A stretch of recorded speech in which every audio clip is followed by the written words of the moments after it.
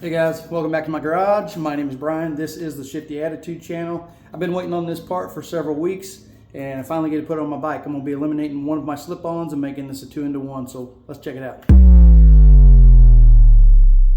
And before I get started in the install, I do want to give a shout out to TD205. Thank you, man, for putting up the video about this install. You're the one that inspired me to do this. It sounded good, looked good on your bike, and I do like the 2-in-1 exhaust look, so I'm going to give it a shot. Now, this doesn't have to be permanent, so if you decide to do this and you don't like it, you can always swap it right back, put your other slip-on back on, you're back in business. Now, there are several different sites you can buy this from, and this is actually an S&S part, and looks like the part number on there is 5510977 46-48. I'm not sure what all that means. But anyway, this says on the website that it's for the S&S 2-in-1 Sidewinder exhaust, but I know this also fits onto the Milwaukee 8 pipe if you remove your crossover pipe, and this will plug your crossover on your bike. So it's basically all we're going to do. We're going to take the left side slip-on off and pull off the crossover pipe and then just plug it with this.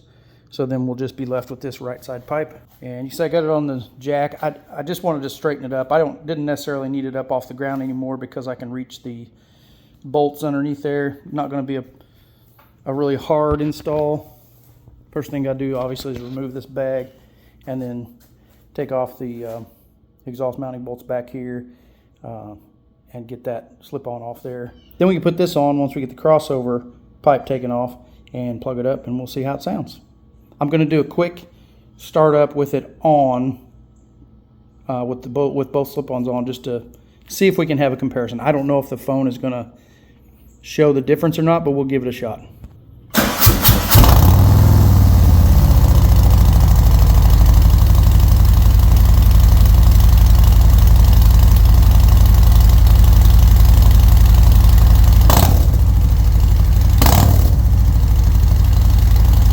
Alright, so first thing I need to do is get this bag off of here.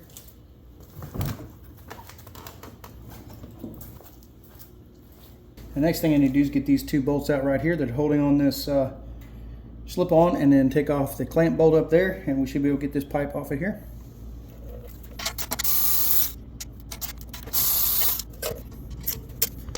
Next, we're going to take this exhaust clamp off, and it is a 9/16.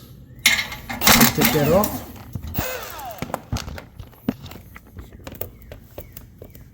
Okay, so now for this slip-on, all we need to do is just pull it off. There we go. Now we got that slip-on off, what we need to do, I'll show you here, get under here and take that clamp right there off. That may be 9/16 as well. And then there's another one of these on the other side that connects the crossover pipe to the other slip-on. And we'll take that off, and then we'll put the cap on. We're taking this one off right here. If you can see that. Right there where the crossover pipe comes across. Don't take this one off like I just did. That's just for your slip-on. We want to take that one off, which is for the crossover. Now we got to get out is that last little bracket right up in there. Right up in there. If you can see it. Right there. You can see you can take that one bolt out right there, and it has a hinge right here. You can just let the hinge down, or you can take out those two Allen bolts. I'm not going to mess with those two Allen bolts for now, just in case I decide to put it back on. I'm going to leave that up there and just take it off at the bottom. Alright, so this one's a 1/2 inch. And I cannot reach my tool up in there, so I'm just going to do it with a ratchet, hopefully. And get it loose. If you get bolt out, you got that little swing down hinge. Then you can just take off your, just take off the crossover pipe, but it's not quite as easy as I'd hoped, is it?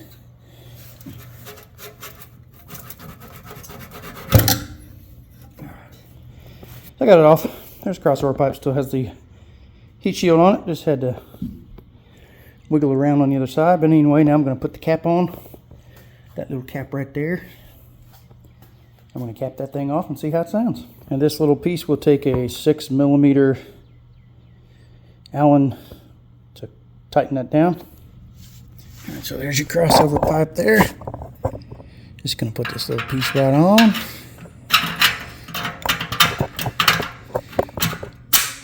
Put it on right there like that. So it don't fall off. And then I'll put the clamp on it and we'll tighten her down. And make sure you orient the bolt where you can reach it.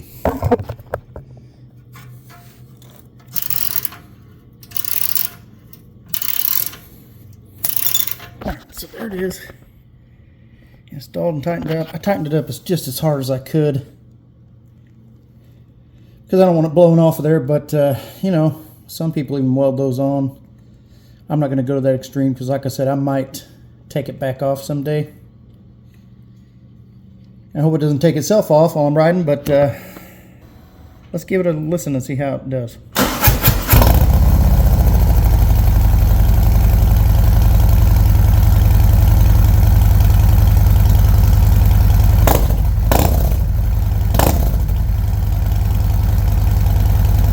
Well, there's how she looks now with the one pipe missing.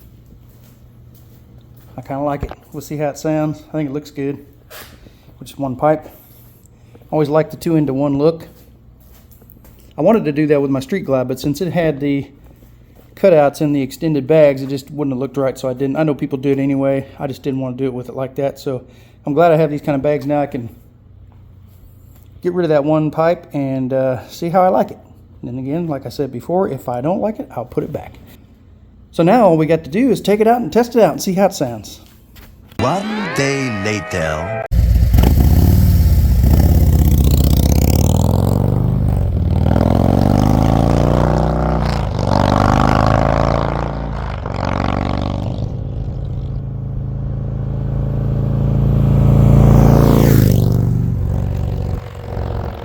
Well, I hope that translates to the camera, the difference in the way the bike sounds with the one pipe as compared to the two. I think it sounds pretty good in my opinion, especially the decel. It gets a little bit more aggressive and it gives the bike just a little bit more presence, I think, for people around you to hear. And like I said, I've always liked the 2-into-1 look, so I think I'm going to leave it this way for a little while. If you guys are interested in this part, I will leave a link below. I got mine from West End Motorsports. You can get them in many different places. I'm not affiliated with West End Motorsports at all. I'll just drop the link down there below if you want to talk to them and order one. That's up to you. Might want to check with your dealership to make sure you're not going to void your warranty or do anything bad. You shouldn't, because you're not changing the airbox and you're not changing the tune or anything like that. So, but give them a call, make sure before you do something like that. I appreciate you guys watching. Y'all be safe, and we'll see you on the next one.